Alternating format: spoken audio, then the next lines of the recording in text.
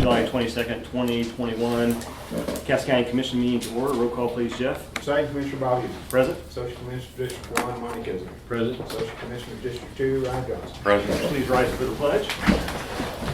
I pledge Allegiance to the flag of the United States of America and to the republic for which it stands, one nation, under God, indivisible, with liberty and justice for all.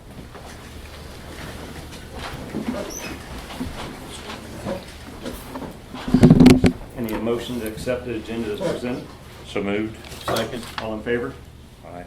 3 votes for, 0 against. Need a motion to approve the minutes from July 15th, 2021. So moved. Second. All in favor? Aye. 3 votes for, 0 against. Resolution number 21-14, approving road use and maintenance agreement by and between Cass County, Missouri and the City of Harrisonville. Missouri, 275th Street and Brick Plant Road. I need a motion. So moved. Need a second? Second. Carl. Yes, sir. Hello again, Carl. Haven't seen you in a while. Good afternoon, gentlemen. How are you today? We're good. I enjoy going up those 3 flights of steps. We all do. Indication of Yeah.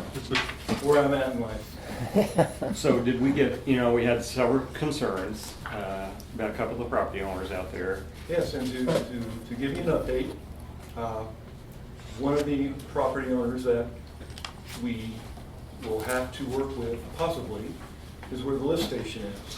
So we talked to his neighbor directly across the street. So now I've talked to both property owners where the lift stations could be located. One property owner is more interested, I think, than the other. So I'm gonna have both properties appraised, so I can go to each property owner and say, this is where we're at. We've shown you drawings of how the lift station would look on Brick Plant Road. And we've taken the drawings to an appraiser that we've hired independently. And, they're allowed to go get their own appraisal if they don't like it. Right. But, the appraiser will put a 50-page report out. I give them the whole thing. I don't need to give them just the number. I give them the whole document because it's their property. And hopefully we'll be able to work with one or two, or, if we can work with both of them, that's even better. Right. But the rest of the pipeline is it's associated with the project, and you've got the latest drawings that the engineers put together. And I've made some notes on those drawings, which tracks they are. But the entire pipeline, with the exception of the very north end, that, I have to get a temporary easement to build the sewer to tie into the existing manhole. There's already an existing utility easement there, but I can't put the pipe in 10 feet. So I've been trying to contact the property owner of the roll-off services there, and we've been playing telephone tag. But we would need to get a temporary easement from him, as well as, even though we're going down the center of one of the lanes, we're going through the northbound lane on South Brick Plant Road and the westbound lane on East 275th Street, from basically Brook Hart Road all the way over to Brick Plant Road. We're still gonna probably need to get temporary easement from some of these property owners. Because if we still have to get the full temporary construction easement to the center line of the road, because that's where the deed to the property goes. And I've asked our attorney, do I still need to do that? He said verbally, yes, I do, but I want it in writing. Right. But I'm thinking I'm gonna have to go to the center line of the road to get a temporary easement across the right-of-way, because you have 30 feet. And then we may need an additional 20 feet temporary to put sticks of pipe and piles of gravel and spoils, and be able to keep one lane open for traffic. And then at the end of the day, we'll make the contractor either have the hole completely backfilled or put in steel plates. So if the one homeowner does not want it on his property, or we force that issue, or we go it over to the other one if the other one's... Well, the one homeowner that has told me he's not interested in easement negotiations, although I've been trying to tell him I'm putting the pipeline in an existing 100-foot electric easement that's already on his property. unfortunately, the way that electrical easement got written, it says it's dedicated to the city of Harrisonville, but I'm not putting in an electrical transmission main. So that's on US Road. I'm talking at the other end. On the, Mr. where Cochran's we're property. connecting into the existing manhole. Yeah, Mr. Cochran's property, you know. Oh, no, that's not the end. I was on the very north Yeah, end. I'm talking to Mr. Cochran's property. Then we would, then if Mr. Cochran doesn't want to work with us, then I'll work with Mr. Craycraft. That's why I said we're having both properties appraised. So I can give both property owners an offer and say, gentlemen, I can't put a lift station in the road. So I have to put it on one property or the other, because it's at the low point, if you will. We're coming to a lift station via a gravity line. So those homeowners, literally as you go north from East 275th Street, that's gonna be a gravity line. The property owners that live on the east side, and I've got one of them that's already told me, they're very interested in connecting to that sanitary sewer. And I said, well, one thing you have to do, you have to annex into the city in order to connect. But every property owner would have that same opportunity. Yeah, my general concern, and that's where we're here, is Mr. Cochran. If he says, no, I don't want to be able to condemn his land and go on there, because the county will be the ones with the repercussions on this, because he lives in the county, and I'll be the one hearing it. So as long as it's willing to go across to Mr. Craycraft, and I know you're gonna do appraisals of both And there properties. is a drawing in the packet that shows the lift station on the Craycraft On the property. east side, yeah. On the east side, yes. On the 275th car where the S curve is, basically, are you gonna follow that S curve through that, or is it, okay, fine. All right. And I have spoken with the woman that lives on East 206th Street. I think we know who that is. She owns property on both sides of the road, Mhm. and she's just delighted. We're gonna be on the road. She's Oh, really? She's happy. Now, that's gonna be boring through that, though, it'd be all, No, we're gonna open oh, it you're up. gonna open it up now? We're gonna Oh, open I it thought that up. was a bore, okay. Well, and that's really the only change in the contract. Yeah. Where before it said we were gonna bore, Uh-huh. now it says we're gonna bore / open cut. Oh, okay. So open cut is cheaper than boring. Yeah, right, So she's okay with that. okay, well, that's good news. Paul, have you had a chance to look through the, on that, by chance, did Ian send that to you? I can't remember. Which one? On the city, on this one. No, we haven't changed. I didn't know if you had a chance. It's in the, trying to count the paragraphs here.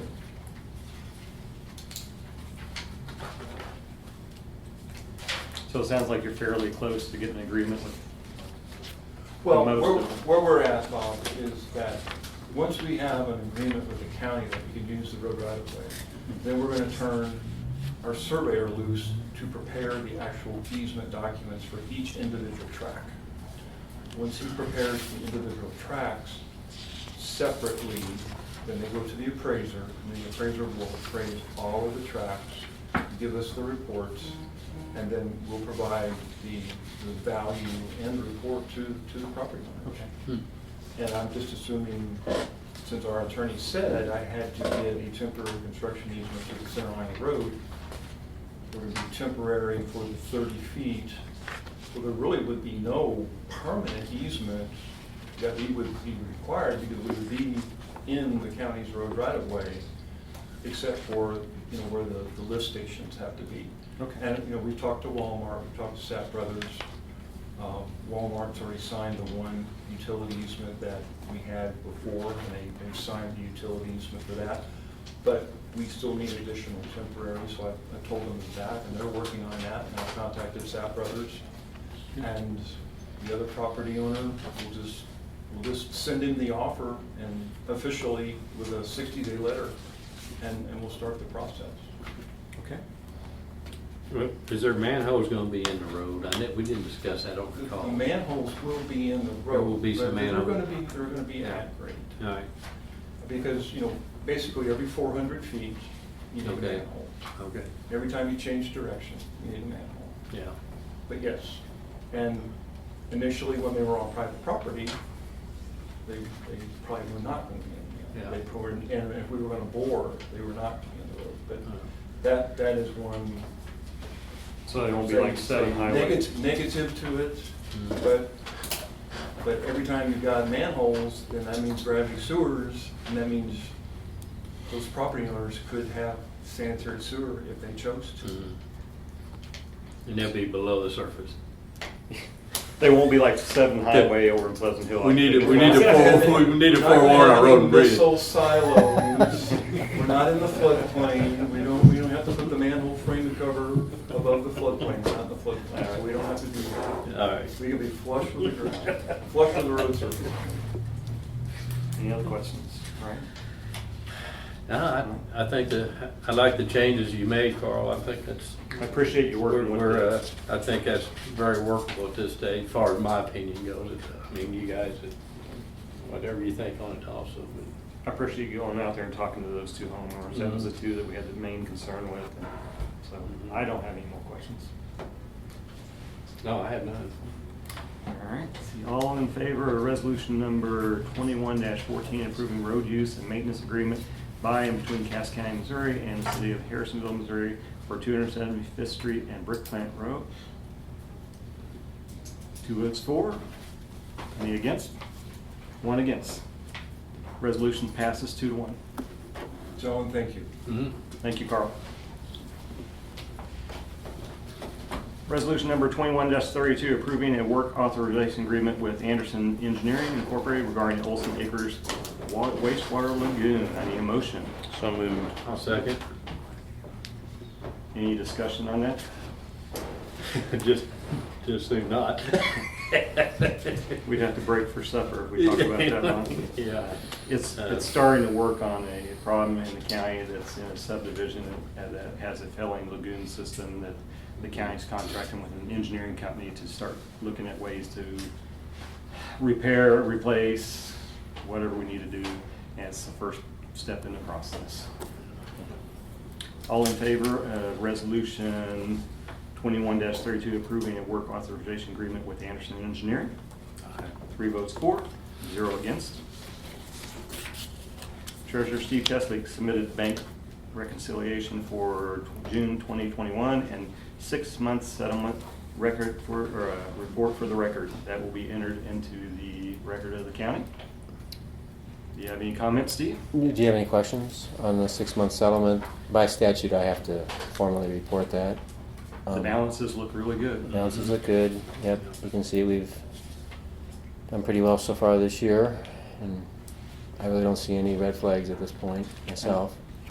I know the auditor commented the other day that we don't have 1 or 2 accounts out of the hundreds or thousands of accounts that we had that had actually gone into the red without transferring a little bit of money. So we haven't done that in quite a while. Yeah. So things are solid right now at the county. All right, thank you, Steve. Yep. At this time, the public hearing about the road vacate for Jadon subdivision on order number 21-05. At this time, we're going to open the public hearing. If there's anyone here to speak for or against the public vacate of the Jadon subdivision, if you could stand up and speak your name and address. Good afternoon, gentlemen. My name is Aaron March. I'm an attorney with the Rouse Fretz White Doss Law Firm, address 4510 Bellevue in Kansas City, Missouri. Here today on behalf of the adjacent property owner and the applicant, my client, Mr. Brian Beaver, who is the managing member of the owner of the property, is here. You may know this property. It's at the southwest corner of 203rd and Holmes. There's a little way station known as the Fun and Friendly Bar and Grill that some folks might have stopped by once in a while. Mr. Judd Clausen, president of Phelps Engineering, who did a lot of the historical materials, and I'm going to share with you here in a minute, is here, and as well as Mr. Scott Chrisman with Phelps Engineering, who worked with the county, pull all the records on it. This is a real simple matter, and I'm going to try to not take up a whole bunch of your time, but I do want to give you for the purposes of the record only. I'm not going to go page by page. If we wouldn't mind just passing that around. This is everything that, and I provided this to the county counselor, and he's seen the majority of this material. It's our application. It's evidence that we published notice of this hearing twice, even though the code only requires that it be published once. We are the 100% adjacent property owner on either side. These are paper streets that were established by the original plat back in 18 odd something or other. Roads were never built.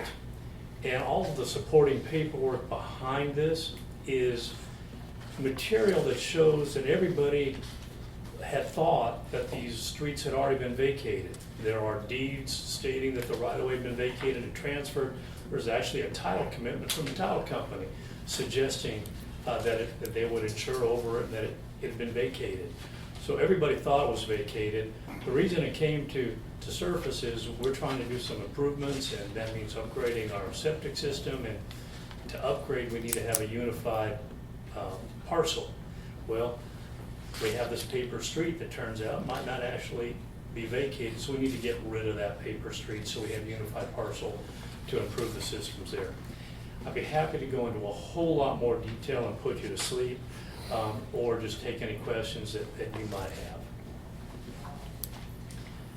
The streets, by the way, just for the record again, that we're looking to vacate is 2nd Street between Mill Street and Garnett, and Mill Street from Holmes Road to 150 feet west of current Holmes Road.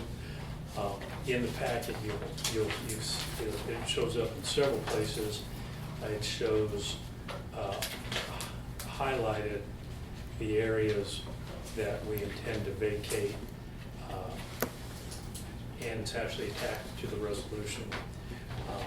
On this piece of paper right here in your packet, it's towards the front, it shows the extent of the street vacations.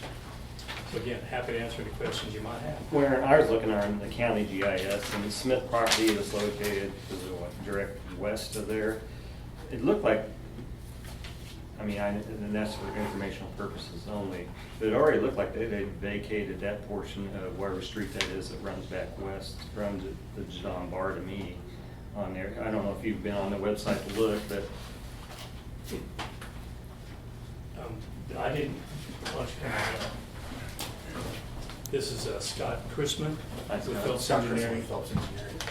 The current deed owner of the Smiths, just to the west of our property, the vacated Mill Street is attached to their deed. okay. it That's is one of the attached to- indicating factors, that we think that the roads have already been vacated, we just don't have the supporting documents. But yes, their current deed has half of Mill Street, the north half of Mill Street attached to their deed. Okay. And are the Smith family, the property, the property all touch the Jadon? Pardon me if I'm mispronouncing it. Does that touch your property? It adjoins, yes. Right. And are they supportive of the vacation of the road? We have The reached support of out, your we reached position. out to them and didn't get anything one way or the other They didn't from them. respond. But there's no access today, Sure. so. Right. so, Yeah. But their access isn't limited anyway, it's correct. ample. Okay. Thank you. And for what it's worth, the county assessor is showing this land to be within the property that they're assessing us, so Right. we're paying taxes on it today and have been. If we're paying taxes on it, we should be able to use it. I agree. Any other questions? Thank you, Aaron. Thank you. Thank you. Appreciate it. Is there anyone else that'd like to speak in favor or against the Jadon vacate? At this time, I'm going to close the public hearing on that portion. I'll need a motion on order number 21-05, approving vacating, excuse me, whew, I got vacation on my mind, the right-of-way of Jadon subdivision. We need a motion? So moved. I'll second. Any discussion? All in favor? Aye. 3 votes for, 0 against. Motion passes. Thank you. very much.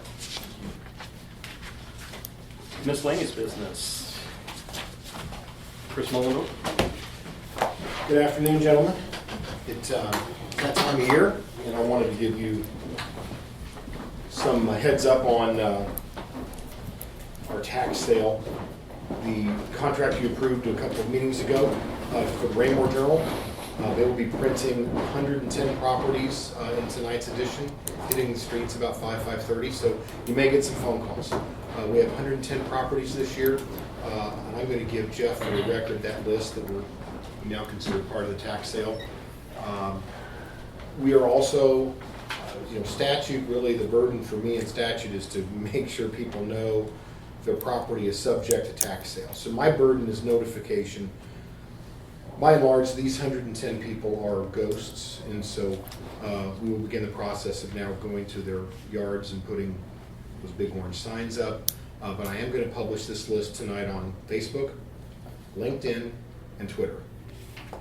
We know the world has changed and folks don't read the newspapers much anymore. I know they don't want to hear that, but that's the truth. So we're going to go ahead and put this on our my social media sites and the county collector Facebook page. I will get with Mark and make sure that he has this for the general Cass County Facebook page. But we are going to, you're going to get some phone calls. So certainly direct them to me.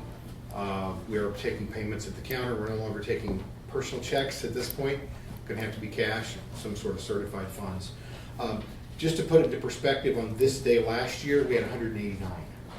So we're 79 properties ahead, which is it's a big blessing. So we won't have as many to go post with the signs, but we will certainly do that tentatively.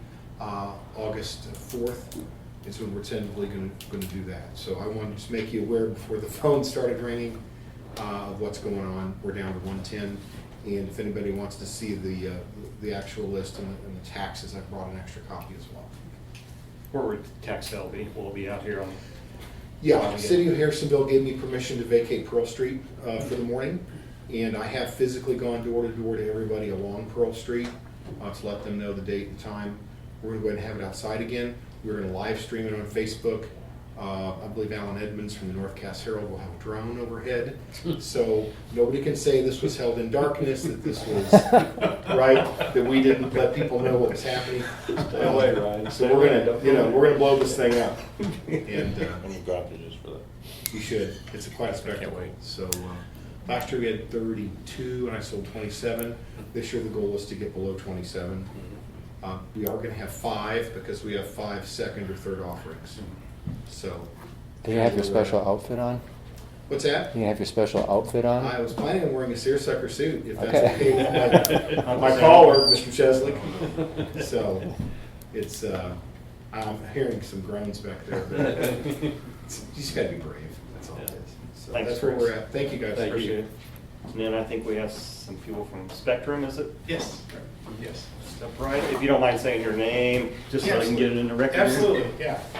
My name's Mike Lodewigan. You know my address too. Is that common spelling on that logo? Yeah. L-O-D-W-E-G-E-N. You need address and all that too? Okay. Chris Campbell. Is that important? Chris Campbell. Thanks for coming in. Absolutely. No, I appreciate you guys' time. We'll try to be brief. And what we really want to come to you is sort of have a preliminary conversation, kind of just an FYI sort of conversation with you guys. I've known Chris, I've known Ryan, and Mark from my work in Jefferson City and for a long time. And one of the things that the state is continually working on is broadband access. We have, the last numbers I saw were 350,000 people without access to high-speed broadband. We rank about 32nd in the country in broadband access. And so obviously the state's been trying to do a lot with that, and the feds are doing a lot as well. So a couple years ago we created the broadband grant program in the state of Missouri, and that's sort of it's in its infancy and starting to grow. But the thing that I really want to talk to you all about today was this last year Charter, so it's Spectrum, it's Charter Communications, but Spectrum in the marketplace. We participated in what's known as the Rural Digital Opportunity Fund. It's at the FCC. It's the latest iteration of what was formerly known as the Connect America Fund, CAF or CAF2. And what the program is, it's federally funded to where it is a reverse auction. And so what the FCC will do is they'll take their maps and look at all of the areas that don't have access to high-speed broadband, which under the current definition is not having access to 25 megabits down, 3 up. And they will sort of make those areas available for providers to bid on. And the way that works is you'll start saying, whichever provider ends up putting up the largest percentage of the funds to build that particular area, they're awarded the the balance basically to get to 100%. Because the thing that all of the providers and everyone that's trying to get into this, it's just capital in order to get to some of these areas where, you know, there's 6 houses over a 12-mile stretch, you know, on a country road. It's just, it doesn't make a lot of financial sense to get there, and so it just needs capital in order to get there. And so that's what this program did. And so I've based on my work in Jefferson City, knowing how important it is to lawmakers and everything, and everyone else, I was excited to see that Charter participated in that fairly aggressively. As a company, we're investing $10 billion in rural build out around the country. Right here in Missouri, we're putting forth about $200 million. We're leveraging another 50 to 60 million from the FCC in order to build. And so we're building out to 61,000 households across the state in these areas that don't have access. Not a single house in a census block has access to 25.3. Sort of the bigger areas that I sort of talk to people about where we're building. We're basically connecting suburban Jackson County to where our existing footprint is. I know we do come down into Cass County a little bit as well, but to the North Shore Truman Lake. So we're coming down through Cass, Western Johnson, even over into Pettis, and then down through Henry and Benton as well. In Cass County alone, it's about 5,600 passings that we will be building out to over the next 6 years. It's largely the eastern side of the state, or the eastern side of the county, and then basically just south of Belton along the state line, sort of diagonally running to the southeast corner of Cass County. So our plan right now, as a company, we are basically hiring and building a construction company within our own company. And so we're staffing up and getting our plans put together about schedules and everything else. And so, you know, the first thing we want to do is make sure that you all are aware of that fact that we are doing this. When you go through this process, you commit to doing it and face severe financial penalty if you don't. So, you know, we're committed. In fact, I just saw an article today. We actually just put shovels in the ground into some of our first projects around the country down, you know, I think Alabama and Mississippi. So we're starting to move forward. We hope to start projects here in Missouri by the end of the year. We're committed to build those. We're building those regardless. One of the things that we're here to talk to you about as well, just knowing, you know, what the challenges are in order to get to build broadband, it's money. You know, the counties right now through the American Recovery Plan have a whole lot of money. You know, the first thing that we would make sure that we would request is we've committed to build this. Taxpayers have put up resources in order to fund this.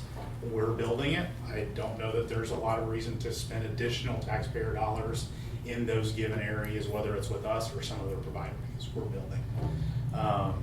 Then the second point is, this isn't saying you should, but if you do, because there are some counties that are interested in it, if you do become interested in putting up you know, resources, we're already going to be in the construction phase. So we want to be a part of that conversation. And so if that becomes something that you guys are interested in doing, you know, I'll make sure that the clerk has my information. I'll send you a map as well, a GIS map that sort of shows exactly where the builds are going to be, and a little bit more information as well, just about this, so you've got it, and it's sort of. And you've given him a couple business cards for it. I can't. Yeah, okay. What I'll do is I'll just literally do it while I'm here. So he's Okay. got it. He's Okay. got it in his inbox, and he's got all the information. So that's really it. Yeah, you know, the one thing that I've been telling county commissions and cities that we've been meeting with, it does us no good as a company to be in the construction phase. When we're constructing, it's not a good thing. We want it to be built as soon as possible. And so, you know, I know we had a long conversation about easements and everything. We want to be partners and have an open line of dialogue with policymakers in these areas. In the event that, you know, I think probably 85-90% of the time, the process of getting the permits and everything worked out is going to go well.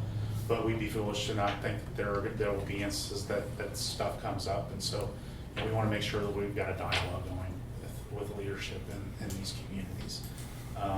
The other thing is that when we do a build and we go out and price a project, one of the most expensive pieces that we end up having to do, and so is replacing the existing poles. In Missouri, we've got a very unique set of terrain, and so in some areas it's kind of tough. We would prefer to bury all of the cable and all of the fiber that we lay, because it's just more reliable that way. But we'd be foolish to think that when you start getting into rock that's Missouri. yeah, right. So we're going to have to go aerial in some situations. So depending on how the either Evergy or the co-op's poles are, they may need to be replaced. The way that works right now is whoever a new attacher is has to pay the entire cost of the new pole if it requires a new pole for whatever reason, whether it be federal guidelines about this or some co-ops have unique ones. I think we have a fairly good relationship with the pole owners in Cass County right now. So I don't want to diminish or denigrate them by any means. But those are issues, again, 95% of the time it's going to go fine, but there may be situations that it doesn't. And so we want to have this open dialogue. So customers, this is a fiber to the home build, so they'll have access to gigabit speeds. Our minimum speeds for anyone that takes our service is 200 meg in this area. And so you're talking about these areas that no one even has access to 25.3s, and they're getting potentially gig service. That it'll include our television product, our phone product, and then as well, you've probably seen the ads, we have a mobile product as well. So they'll have access to all of those things once we're constructed.